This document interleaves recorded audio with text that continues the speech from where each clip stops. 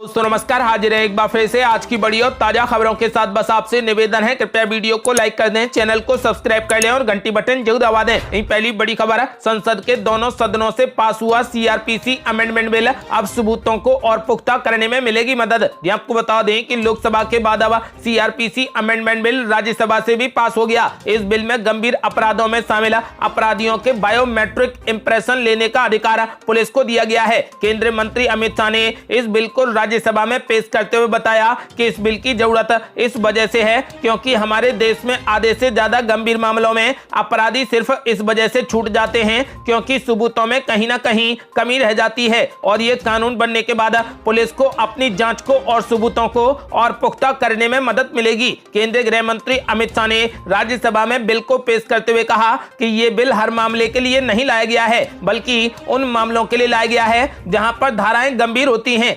अगली बड़ी खबर, अखिलेश यादव ने बीजेपी पर बोला जोरदार हमला, कहा बीजेपी लोकतंत्र की सीरियल किलर है। आपको बता दें कि समाजवादी पार्टी के अध्यक्ष और पूर्व मुख्यमंत्री अखिलेश यादव ने कहा कि बीजेपी लोकतंत्र की सीरियल किलर है। लोकतंत्र में वोट कैसे लूटा जाता है, बीजेपी उसकी एक्सपर्ट पार्टी बन गई है। अखिलेश यादव बुधवार को कन्नौज के दौरे पर थे जहां उन्होंने समाजवादी पार्टी के नेताओं के साथ में एमएलसी चुनाव को लेकर मीटिंग की। बैठक के बाद पत्रकारों से बात करते हुए अखिलेश यादव ने कहा कि बीजेपी से निष्पक्ष चुनाव की उम्मीद करना अपने आप को धोखा देना होगा। महंगाई की मार के साथ ही बेरोजगारी की भी मार पड़ रही है, लोग आत्महत्या कर रहे हैं। पेट्रोल डीजल के दाम चुनाव के बाद बढ़ जाएंगे, ये हमने चुनाव से पहले ही कहा था। अखिलेश यादव ने समाजवादी पार्टी के कार्यकर्ताओं से कहा कि पूरे प्रदेश में वे बीजेपी की साजिशों से सावधान रहें। शिवपाल यादव के बीजेपी में शामिल होने की चर्चा पर जब उनसे सवाल पूछा गया तो अखिलेश यादव ने कहा कि इस पर समय बर्बाद न करें। खबर है कि चुनाव नतीजे आने के बाद से ही चाचा शिवपाल अपने भतीजे अखिलेश यादव से नाराज चल रहे हैं। पिछले ही हफ्ते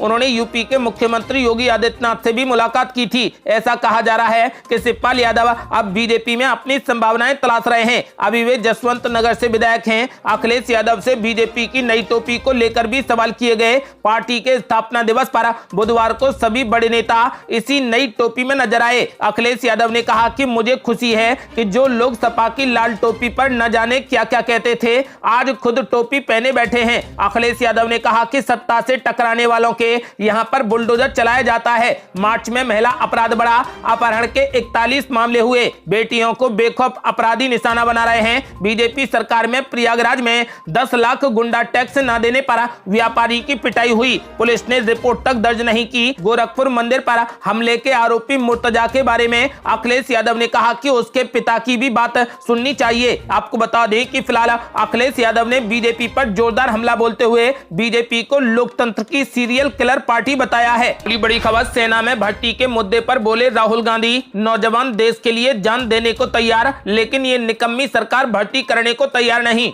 आपको बता दें कि कांग्रेस के पूर्व अध्यक्ष राहुल गांधी ने सेना की भर्ती के मुद्दे पर केंद्र की मोदी सरकार को जमकर घेरा है। उन्होंने कहा कि नौजवान देश के लिए जान देने को तैयार है लेकिन ये निकम्मी सरकार सेना में भर्तियां करने के लिए तैयार नहीं है। राहुल गांधी ने बुधवार को ट्विटर पर कुछ नौजवानों का वीडियो भी शेयर किया है। उन्होंने कहा कि नौजवान देश के लिए जान देने को तैयार है लेकिन ये निकम्मी सरकार सेना में भर्तियां करने के लिए तैयार नहीं है। राहुल गांधी ने जो वीडियो शेयर किया है उसमें कुछ युवक सेना में भर्ती की मांग कर रहे हैं। युवक कह रहे हैं कि कोई परीक्षा नहीं हो रही है, सरकार बता नहीं रही कि वो कब तक परीक्षा लेगी, कारण पूछो तो कोरोना बताते हैं। आपको बता दें कि राहुल गांधी ने जो वीडियो शेयर किया है उसमें वो युवक भी है जो राजस्थान के सीकर से दौड़कर दिल्ली पहुंचा था। उसने 50 घंटे में 300 किलोमीटर का सफर तय किया। ये युवक सेना में शामिल होने के लिए सीकर से दिल्ली में एक प्रदर्शन में शामिल होने के लिए पहुंचा था। 24 वर्षीय इस युवक का नाम सुरेश छिंचर है। आपको बता दें कि राहुल गांधी ने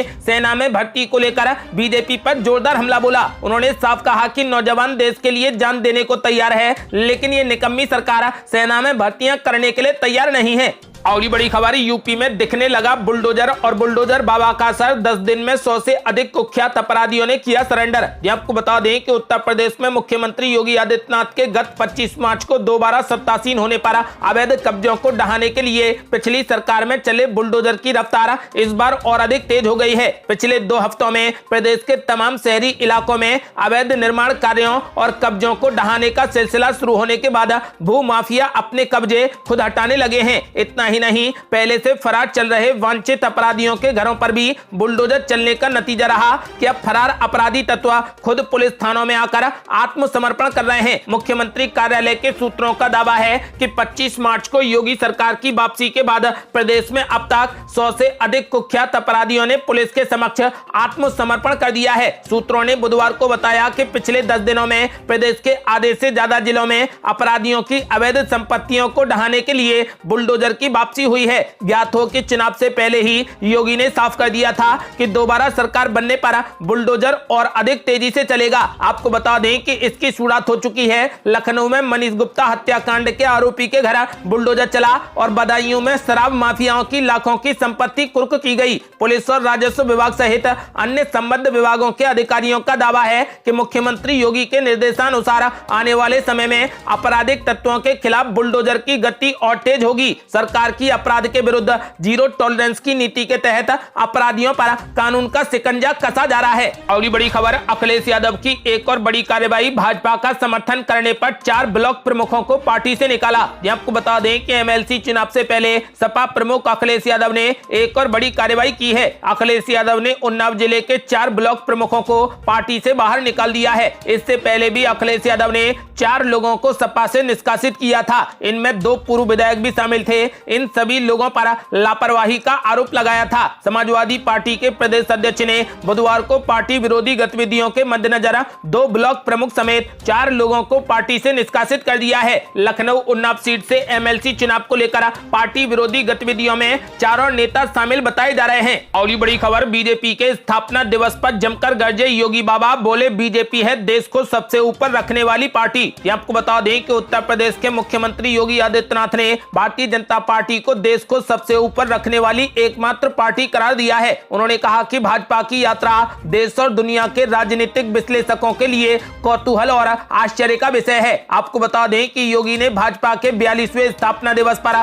यहां पार्टी मुख्यालय में आयोजित एक कार्यक्रम में कहा कि दुनिया के सबसे बड़े राजनीतिक दल भाजपा से हम सबका जुड़ाव हम सभी से न सिर्फ अपनी राष्ट्रीय निष्ठा बल्कि समाज के अंतिम पायदान पर खड़े व्यक्ति की परवाह करने का भी आह्वान करता है। भाजपा के 42वें स्थापना दिवस के अवसर पर मैं देश भर में पार्टी के करोड़ों कार्यकर्ताओं को बधाई देता हूं। उन्होंने कहा कि भाजपा के नेतृत्व वाली केंद्र की सरकार हो या फिर विभिन्न राज्यों की सरकारें, वे न सिर्फ देश के हर नागरिक की भावनाओं का प्रतिनिधित्व करती हैं बल्कि उनके लिए राष्ट्र हित सर्वोपरि है। भाजपा इस भाव पर चलने वाला देश का एकमात्र राजनीतिक दल है। अगली बड़ी खबर, मशहूर सिंगर अनुराधा पौडवाल ने मस्जिदों में लाउड स्पीकर पर होने वाली अजान पर उठाए सवाल। आपको बता दें कि मशहूर सिंगर अनुराधा पौडवाल ने लाउड स्पीकर पर होने वाली अजान पर सवाल उठाए हैं। उन्होंने हाल ही में दिए अपने एक इंटरव्यू में कहा कि भारत में जिस तरीके से लाउड स्पीकर पर अजान होती है वैसा दुनिया के किसी भी कोने में नहीं होता। उन्होंने कहा कि मैं दुनिया भर में कई जगहों पर गई हूँ लेकिन मैंने कहीं भी ऐसा नहीं देखा जैसा हमारे देश में होता है। मैं किसी भी धर्म के खिलाफ नहीं हूँ लेकिन हमारे यहाँ पर जबरन बढ़ावा दिया जाता है। मस्जिदों पर लाउड स्पीकर लगाकर अजान की जाती है। आपको बता दें कि अनुराधा पौडवाल ने साफ कर दिया है कि भारत में जिस तरीके से लाउड स्पीकर पर अजान होती है वैसा दुनिया के किसी भी कोने में नहीं होता। अगली बड़ी खबर, कोरोना के जिस वेरिएंट के कारण चीन को लगाना पड़ा लॉकडाउन वो भारत में भी आ गया। इस शहर में मची दहशत। आपको बता दें कि कोरोना का नया वेरिएंट XE अब फिर से मुसीबत की घंटी बजा रहा है। नए खतरे की बात यह है कि मुंबई में आज कापा वेरिएंट का एक मरीज और XE वेरिएंट का भी एक मरीज मिला है। मुंबई में कोरोना वायरस के कुल 230 सैंपल लिए गए थे जिनमें से 228 ओमिक्रॉन के मरीज मिले हैं। बता दें कि वो XE वेरिएंट है जिसकी वजह से चीन में लॉकडाउन के हालात बने हैं। आपको बता दें कि WHO का कहना है कि XE वेरिएंट ओमिक्रॉन वेरिएंट के 2 स्ट्रेन को मिलाकर बना है। इस वेरिएंट को लेकर सामने आई शुरुआती रिसर्च से पता चला है कि ये ओमिक्रॉन की तुलना में 10% अधिक संक्रामक हो सकता है। XE वेरिएंट का पहला मामला इसी साल 19 जनवरी को यूके में मिला था। आपको बता दें कि इसी वेरिएंट की वजह से अब चीन में लॉकडाउन के हालात बन गए हैं और ये मामला अब भारत में भी आ गया है। और बड़ी खबर, अब मस्जिदों को पुलिस ने भेजा नोटिस, कहा निर्धारित मानकों से ज्यादा ना हो लाउड स्पीकर की आवाज। आपको बता दें कि कर्नाटक में मस्जिदों सहित अन्य जगहों पर लाउड स्पीकर से ध्वनि प्रदूषण का मुद्दा उठने लगा है। मस्जिदों को पुलिस के नोटिस मिलने लगे हैं जिनमें उन्हें निर्धारित डेसिबल स्तर के साथ ही लाउड स्पीकर का उपयोग करने को कहा गया है। कुछ दक्षिणपंथी संगठनों द्वारा मस्जिदों में अधिक आवाज वाले लाउड स्पीकर लेकर बंद कराए जाने संबंधी अभियान की शुरुआत के बाद पुलिस ने ये कदम उठाया है। इन संगठनों का कहना है कि ऐसे लाउड स्पीकर के उपयोग से आसपास रहने वाले लोगों को दिक्कत होती है। सूत्रों ने बताया कि अकेले बेंगलुरु में ही करीब 250 मस्जिदों को पुलिस के नोटिस मिले हैं। उन्होंने बताया कि इसके बाद मस्जिद प्रशासन ने ऐसे उपकरण लगाने शुरू किए हैं जिससे ध्वनि का स्तर प्राप्त अनुमति के भीतर रहे। कर्नाटक के पुलिस महानिदेशक प्रवीण सूद ने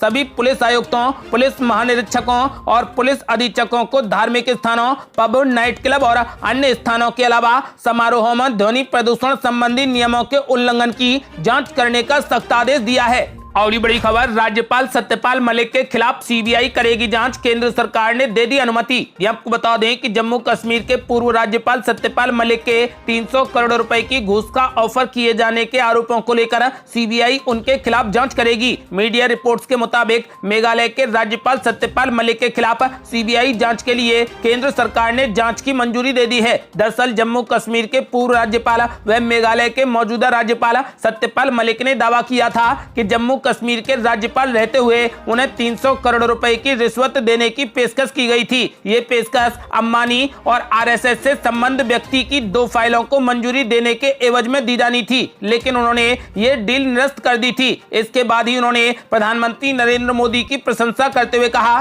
कि उस वक्त पीएम मोदी ने उनसे कहा था कि वो भ्रष्टाचार से कोई भी समझौता न करें। उनके इस दावे की जांच सीबीआई से कराने की सिफारिश जम्मू कश्मीर प्रशासन ने केंद्र सरकार से की थी, जिसे अब केंद्र सरकार ने मंजूर कर लिया है। आपको बता दें कि अब केंद्र सरकार ने राज्यपाल सत्यपाल मलिक के खिलाफ सीबीआई जांच करने के आदेश दे दिए हैं। और बड़ी खबर, देश के कुछ हिस्सों में औसत से अधिक रहेगा तापमान, तेज लू चलने की संभावना।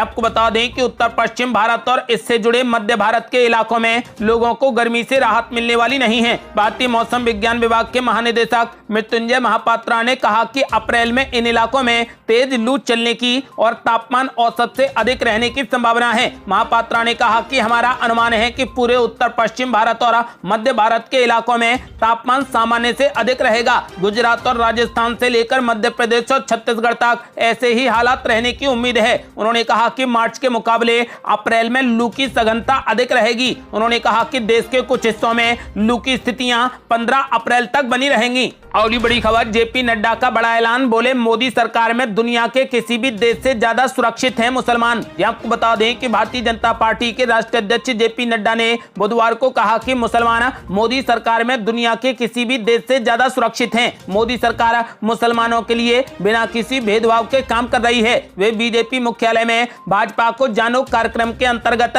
बिम्स्टेक देशों और यूरोप के विदेशी राजदूतों के साथ में संवाद कर रहे थे। आपको बता दें कि बीजेपी अध्यक्ष जेपी नड्डा से पहला सवाल पोलैंड के राजदूत ने अल्पसंख्यकों की सुरक्षा को लेकर किया था। सूत्रों के मुताबिक पोलैंड के राजदूत ने कहा कि विदेशी मीडिया या दूसरे माध्यमों से यह धारणा बन रही है कि भारत के मुसलमान भारत की मोदी सरकार में अपने आप को असुरक्षित महसूस कर रहे हैं, उनको टारगेट किया जा रहा है। इस पर बीजेपी अध्यक्ष जेपी नड्डा ने राजदूतों के सामने आंकड़ों के साथ स्थिति साफ करते हुए कहा कि कोई भी क्या तस्वीर सामने रखता है, ये उनके अपने राजनीतिक हित हो सकते हैं, लेकिन सच्चाई ये है कि पूरी दुनिया में यदि कहीं मुसलमान सबसे ज्यादा सुरक्षित है तो वो भारत ही है। मोदी सरकार ने किसी भी दूसरे देश से ज्यादा अल्पसंख्यकों के लिए बिना किसी भेदभाव के कई योजनाएं चलाई हैं। देश की आजादी के बाद जिनके पास मूलभूत सुविधाएं नहीं थी, उनको शौचालय से लेकर पक्के घर तक बनवा कर दिए हैं। आपको बता दें कि जेपी नड्डा ने साफ कर दिया है कि मुसलमान